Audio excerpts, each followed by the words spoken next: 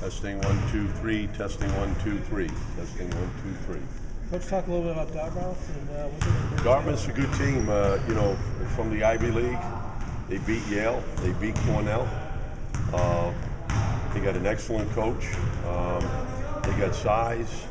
They can really shoot the ball, and it's going to be it's a good opponent for us. And we're still playing, and they're still playing, and it's very exciting. It's very exciting, especially for our players and our school community. Still playing basketball in March is something that's very, very, very exciting, and I don't take for granted. Talking about still playing in March. I mean, you got a young team, and I don't know if everybody's thought you'd be still playing in March, but you are. Well, that's the funny part about it. When the season started, if you'd have told me we had an opportunity to do this, I probably thought you were crazy. But our kids, they earned this, and they deserve it, and it's a tremendous opportunity.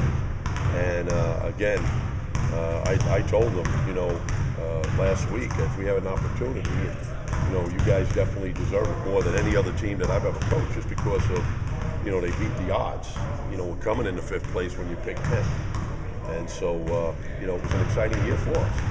When you look at the tape on Dartmouth, obviously we know who they played, who they've been able to beat, all the teams that you mentioned. But when you look on film, what's some areas that they could pose some problems for you guys, and how do you guys work through? Well, they got a system where you got to play defense. You got to really defend them and keep them in front of you. They do a lot of screening, a lot of movement, and very cerebral team. So you got to play smart basketball, and you got to defend. They can shoot the 3. They get it inside. They go inside and outside. So, they're a good basketball team, and their coach is a good friend of mine. We go way back, and he's done an excellent job with this program since he's been there. Coach, just tell us how difficult it is that, you're playing from your teams in your league, and then you're going to play against a team that you've never played against, like their kind of, what kind of zone, what kind of defense? Yeah, well, it's unique just because you haven't faced them, but, we've seen them on tape, and we break the tape down, and we, try to get our kids to understand that, you're playing a team from another conference, and I've been talking about that all year as far as when you're playing against teams outside of your league. So that's the exciting part about it, and they're doing the same thing. So, it's going to be a challenge for us. I hope we can get a great crowd Wednesday night. Again, we're here on Main Street, Kessler Center. Come get your ticket. I hope we can sell the place out. I just think it's exciting basketball, and our kids have had a terrific year, and for us to continue to be playing, and it's tremendous.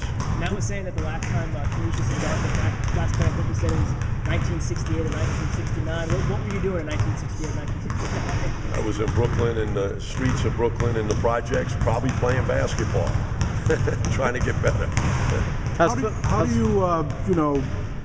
How are you going to match up with these guys? You play a different style of pace than these guys go, and they're probably going to want to slow it down. Well, they definitely want to slow it down, and that presents, you got to play, and you got to defend, you got to get opportunity.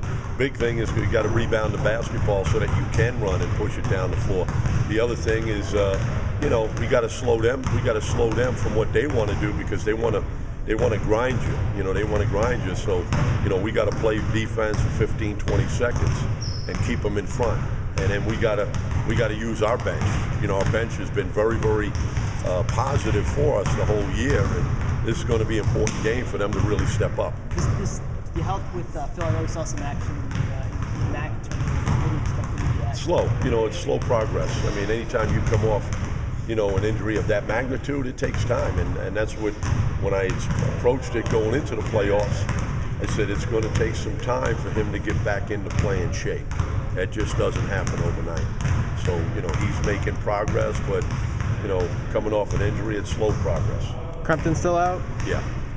What are your thoughts on playing with the shorter shot clock? I think it's great. We don't really, it doesn't bother us much at all, but, I think it's great.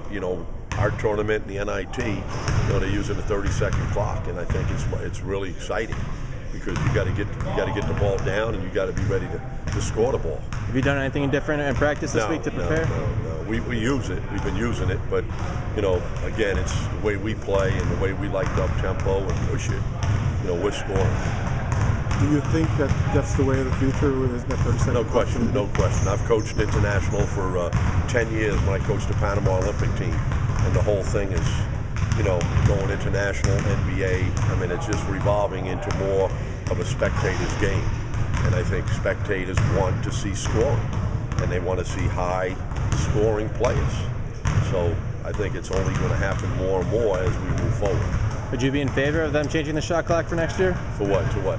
To just lower than it is now? No, I think 30 is good. I think 30 makes sense just because most teams have really gravitated to playing fast. I like it just because I think kids enjoy it and it helps scoring.